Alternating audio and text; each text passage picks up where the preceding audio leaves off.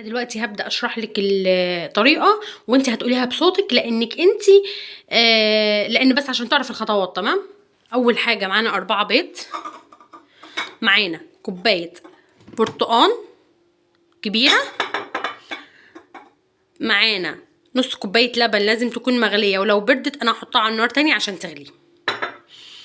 معايا كوبايتين سكر كبير، معايا كوبايتين سكر، هحط خل معلقة، فانيليا او كيسين فانيليا، معلقة بشر برتقان، كوبايتين دقيق، كوبايتين ونص دقيق، على حسب هنحط على حسب ما نشوف القوام المناسب، الكيك شيف وليمونه. تمام. دلوقتي هبدأ لك في الطريقة. حطيت ال4 بيض، وبعدين هحط ليمونه كامله،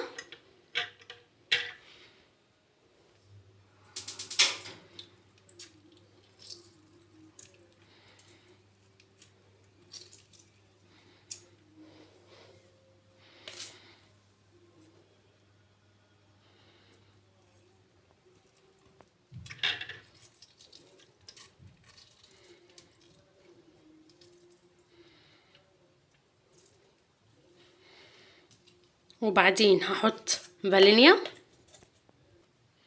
هحط نص معلقة فانيليا من دي،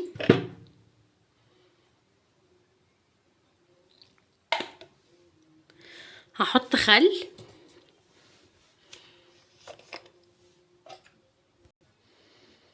هحط معلقة خل،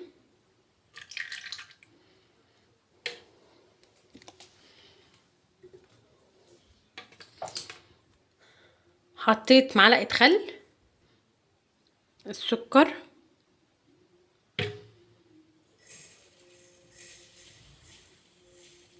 كوباية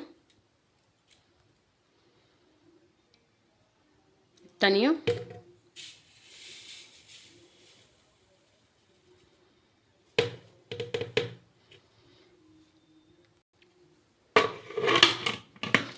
وهبدأ اضرب.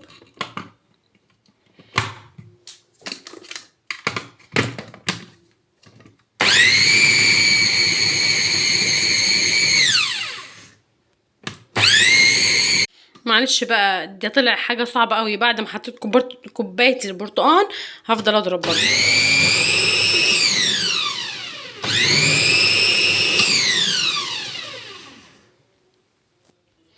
وبعد ما حطيت البرتقال طبعا عشان انتي عارفاني متوترة يعني عشان بعمل حاجة زي كده فنسيت السمنة يا اسماء. دول 3 معالق سمنة كبار،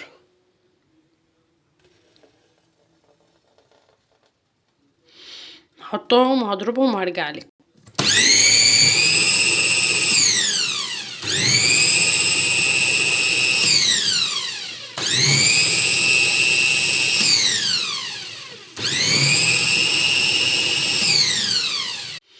كده معلش اسمها الفيديو قطع بقى، كملي بقى.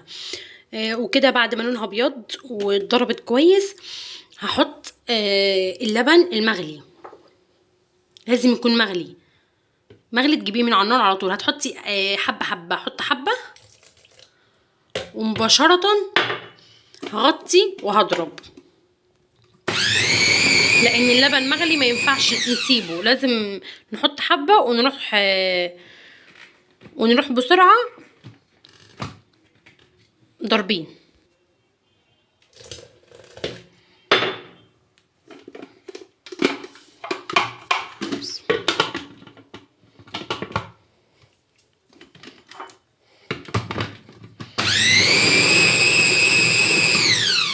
هفضل اضيف الكميه دي كلها حبه حبه لحد ما يخلص، وبعدين هرجع تاني. بعد كده هضيف كوبايه البرتقال،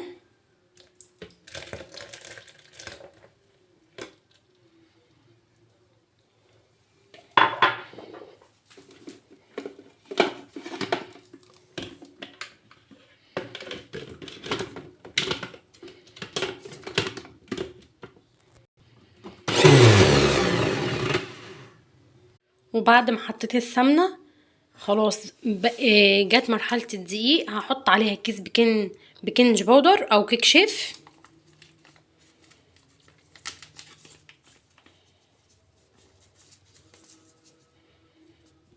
حطيت الكيك شيف على الكوبايتين ونص دقيق،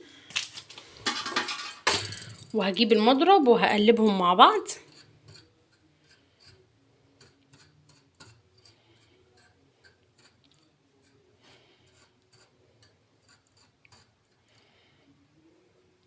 وهبدأ اضيف فوق المكونات اللي احنا حطيناها. ادي كوباية دقيق هحطها،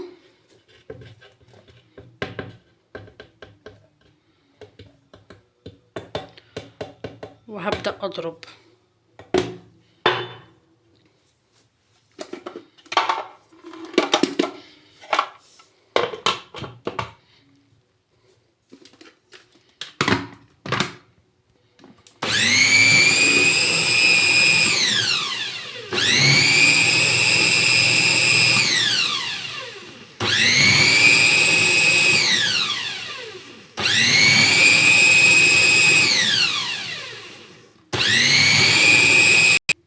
ودي تاني كوباية دقيق،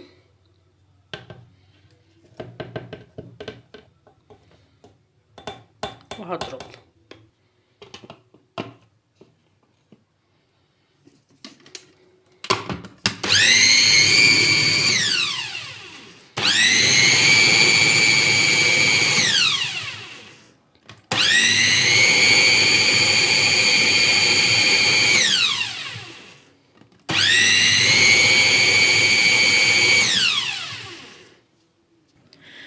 اسماء قولي خليهم 3 كوبايات دقيق، وهنحط على حسب احتياج الكيكه.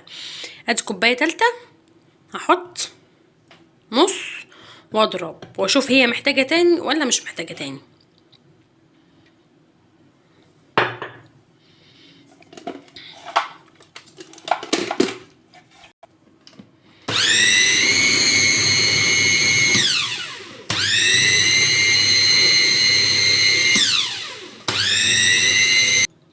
هحط باقي النص التاني عشان حاساها خفيفه.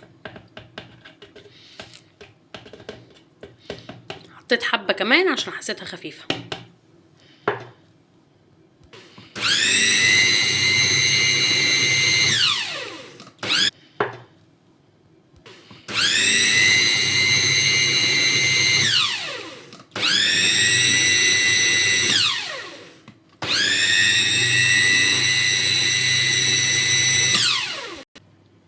وده القوام اللي محتاجينه، ولا هي خفيفه ولا هي تقيله، وسط.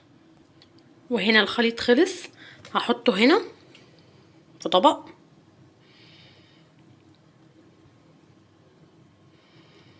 بصوا قوامها حلو ازاي، مظبوط، ولا هو خفيف ولا هو تقيل. وبعد ما فضيتهم في الطبق هحط البرتقان. ده بشر البرتقان، وده مهم جدا، هو اللي بيخلي ريحتها تحفه، بيخلي ريحتها تحفه، وبيخلي ريحه البرتقان تبقى ظاهره فيها. وهقلب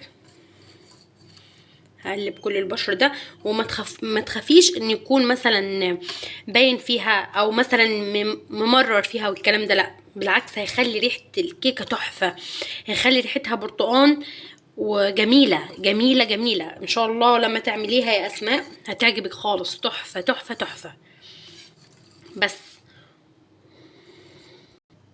بس من بعد ما قلبتها كويس بالمضرب، ده القوام المناسب بتاعها عشان تبقى هشه وخفيفه وطعمها جميل جدا.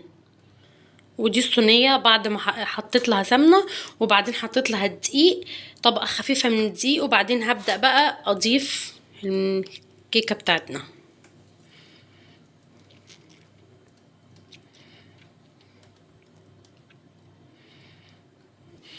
وكده بعد ما ضفت المكونات كلها بقت جاهزه معانا. في خطوه مهمه جدا هنعملها دلوقتي، ودي خطوه مهمه جدا. بعد ما خلصنا الكيكه وجهزناها، هنجيب على سجاده او على اي حاجه ونفضل نضرب فيها في الارض كده، نضرب فيها، هتطلع فقاقيع صغيره اللي هي دي. اول ما تطلعش معانا تاني يبقى كده هي تمام. عشان دي ما تخليش الكيكه من جوه مش مظبوطه. هنفضل نضرب لحد ما الفقاقيع دي كلها هتختفي. الفقاقيع دي كلها يا رب تكون ظاهره لكم. احنا مش عايزين الفقاقيع دي، البالونات، عشان تطلع مظبوطه وما تطلعش من جوه مش حلوه. كده كانت خلصت. سبتها ترتاح شويه لحد ما شغلت الفرن حوالي حبه صغيرين قبل ما شغلت الفرن حوالي حبه صغيرين قبل ما بحطها. وبعدين هجيبها، حطيتها في الفرن على الرف الوسط على درجة حرارة وسط. على حسب كل واحد ودرجة الحرارة بتاعته. ممكن على درجة حرارة 180، بس انا بحط على درجة حرارة وسط. بالاضافة ان احنا بنولع تحت بس لمدة 30 دقيقة، مش بنفتح عليها الفرن لحد 30 دقيقة. بعد 30 دقيقة بالظبط فتحت عليها الفرن، لقيتها حوالين داير لونها اهو مستوي. فطفيت تحت وشغلت فوق علشان اختبرتها بالخلة الاسنان، لقيتها تمام. طفيت تحت، ولعت فوق عشان تاخد وش تمام.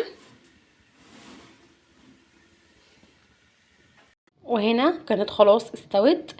اللي هيشوفها انها هي مش عالية، لان انا احطها في صينيه كبيره قوي، اكبر صينيه عندي. ليه؟ لان احنا بنحبها رقيقه جدا زي النايتي، لكن انت حباها تكون عاليه ومنتفخه لفوق بقى قوي، هتروحي تحطيها في صينيه اصغر. لكن انا مش عاليه قوي، لان انا زي ما قلت لكم حطاها في صينيه كبيره، لان احنا بنحبها رقيقه زي النايتي، مش بنحبها عاليه يعني.